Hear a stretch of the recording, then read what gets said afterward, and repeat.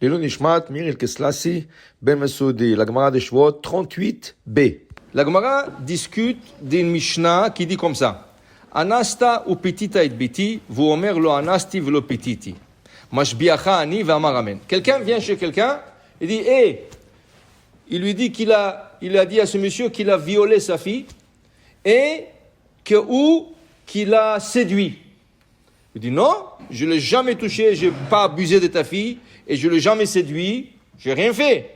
Moi, je te fais jurer. Est-ce que tu es capable de jurer? Il dit amen, je te le jure. Okay? Mais après, on a trouvé que c'était faux. Le gars, il a mal juré. Mais non, la règle, la loi est... C'est ça, mais il lui a fait jurer. Mais non, la chose quand quelqu'un prend une femme, une fille comme ça, et ou il abuse, ou il la séduit, il doit payer une amende, selon la Torah. 50 pièces au père. Il doit payer une amende 50 pièces. Et s'il a séduit, s'il a abusé, ça veut dire qu'il a pris de force, la Torah dit, il doit la marier, et il ne peut plus la divorcer jamais dans la vie. Quoi qu'il arrive entre eux, jamais il pourra le divorcer. Jamais. Okay? Maintenant, ici, la Gemara discute. Okay? Maintenant qu'on a trouvé qu'il est menteur, qu'est-ce qui arrive? Qu'est-ce qu'il doit payer à part? Okay? Alors, Rabbi Shimon Bar Yochai dit pas tout. Il ne paye pas. Il ne paye pas parce que, bon, il a menti, mais il ne paye pas. Et Chachamim, ils disent non, il doit payer parce que, quand même, il y a le knas, il y a l'amende qu'il doit payer de 50 pièces. L'amende de 50 pièces. L'idée, bon, la Gemara va discuter, la Gemara va donner toutes sortes des exemples pour Rabbi Shimon Bar Yochai, pour qu'est-ce qu'il pense. Mais l'idée, je voudrais prendre plus l'idée de cette Gemara. L'idée est, ce monde, c'est pas free for all. Ça veut dire, tu fais pas tout ce que tu veux dans ce monde.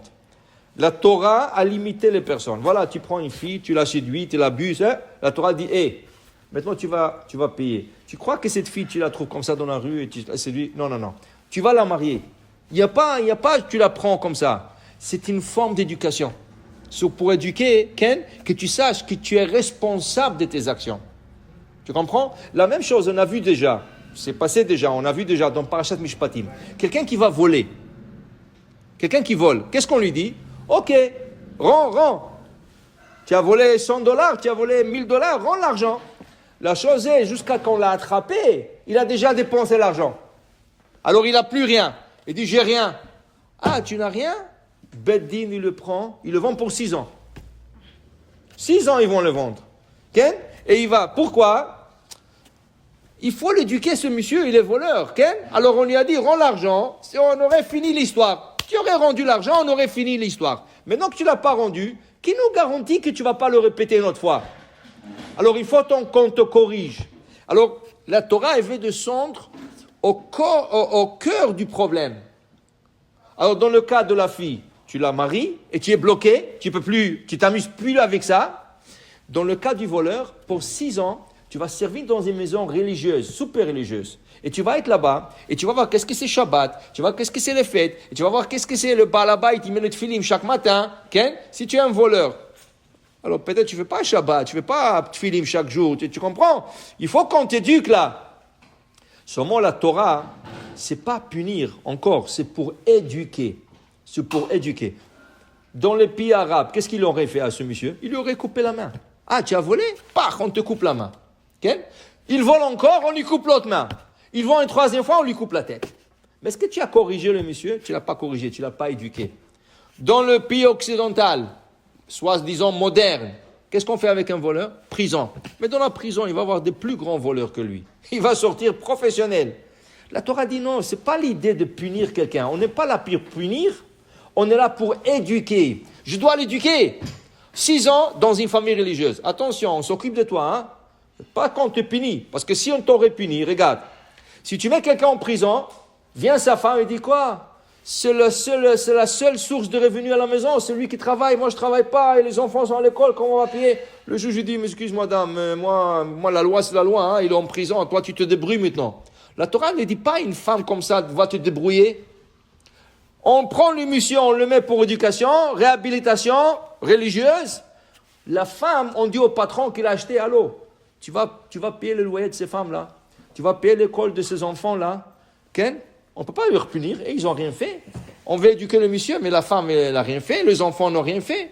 Tu dois t'occuper d'eux.